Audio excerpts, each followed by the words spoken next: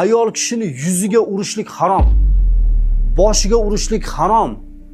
O'lasi qilib itni kaltaklaganda qilib kaltaklab urish harom. Buni ulamolarimiz aytgan. Bu meni gapim emas. O'zbekiston musulmonlari idorasidagi juda katta ulug' ustozlarimiz, ulamolarimizning gapi. Harom ayol kishini yuziga urish, uni kaltaklash, uni eshakni urganday, itni urganday qilib kaltaklab urishlik harom. Mumkin emas. Sen meni mulkimsan deb urib hujum qiladiganlar bor. Mulking emas sen ayol kishi. Hasming seni, zavjang seni, omonat senga berilgan. Gapga ko'nmayaptimi? Uni yo'li bor-ku dinimizda.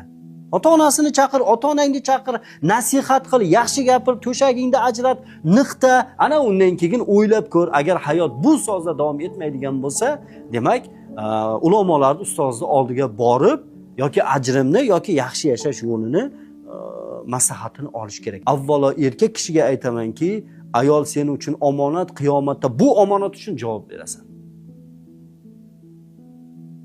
Onangni xotini emas, otangni xotini emas, akalaringni xotini emas. Ayol seni xotining.